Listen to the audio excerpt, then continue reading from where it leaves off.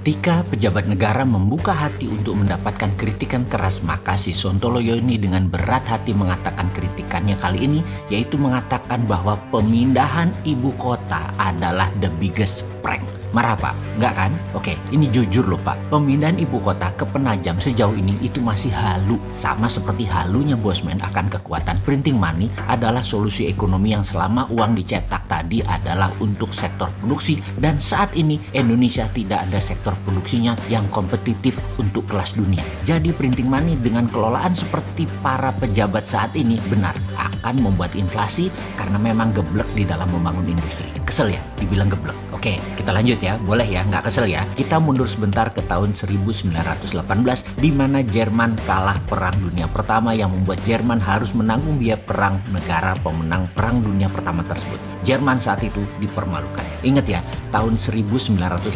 Lalu tahun 1936 Jerman mulai melakukan ekspansi militer, mulai menaklukkan banyak negara Eropa. Berapa tahun itu selisihnya? Tidak sampai 20 tahun. Kok bisa negara kalah perang rata tanah dalam waktu kurang dari 20 tahun menjadi mempunyai kekuatan mengerikan tingkat dunia? Apa Jerman membangun dari neraca perdagangan yang surplus lalu duit lebihnya buat membangun? Ya enggak lah. Ekonom cemen bingung kalau ditanya bagaimana Jerman membangun kurang dari 20 tahun bisa membangun kekuatan besar dan menaklukkan banyak negara Eropa.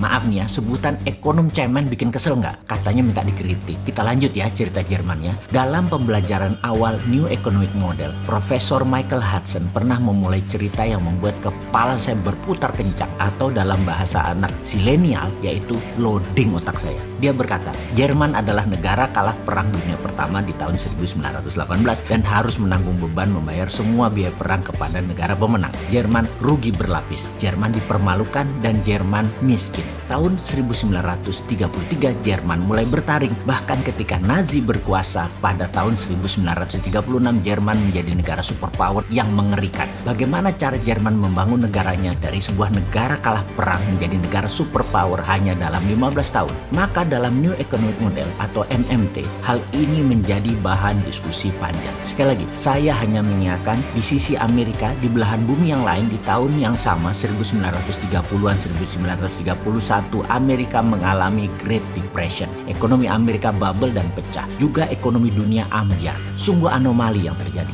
Jerman naik lagi ekonominya sementara Amerika dan negara sisa dunia terpuruk. Kita semua tahu sejarah itu ditulis oleh pemenang. Jadi pelajaran di dunia saat ini ditulis oleh negara pemenang. Yang kebetulan saja polisi dunianya yang menang pada Perang Dunia Kedua adalah Amerika. Jadi teori-teori Amerika lah yang menjadi bahan pada dunia akademisi. Tenggelamlah teori Jerman yang membangun negara mereka hanya dalam 15 tahun. Beruntunglah ada manusia seperti Michael Hudson, Stephanie Kelton, Warren Mosler yang menjadikan pencetus New Economic Model, bapaknya MMT, yang diadop dari strategi Jerman dan Jepang, yang dipraktekkan oleh Amerika tahun 1971 dan oleh Tiongkok sejak 1989. Apa yang dilakukan oleh Jerman sih di kalah Perang Dunia Pertama tersebut? Pelajaran dari Jerman pasca Perang Dunia Pertama seperti kalimat Adolf Hitler yang mengatakan, untungnya kami tidak cukup bodoh untuk mencoba menciptakan sebuah mata uang yang di-backing oleh emas yang memang tidak kami miliki atau hutangan dari negara lain. Tetapi setiap mark yang kami cetak akan di-backing oleh pekerjaan dan barang yang nilainya setara. Kami tertawa saat ahli finansial internasional memandang bahwa nilai sebuah mata uang adalah tergantung pada emas dan sekuritas lain yang berada di ruang besi milik bank negara lain. Sekali lagi, kuncinya ya printing money berunderlying jaminannya produksi. Karena semua diproduksi oleh negara, itulah yang Jerman lakukan. Memproduksi alat perang. Sumber bahan bakunya negara bayar. Gaji pegawainya negara bayar. Urusan negara nanti mau dipakai atau mau dijual itu urusan Jerman. Pokoknya semua biaya produksi dibayar. Cost accounting Jerman kala itu detail sekali. Jerman bukan saja jago teknologi, namun juga jago finansial secara mumpuni. Kembali ke pembangunan ekonomi. Kekuatan untuk membangun ekonomi adalah platform bernegaranya. Lalu proyeknya dijalankan di atas platform tersebut. Jadi proyek di atas platform apa yang harus dibangun di Indonesia?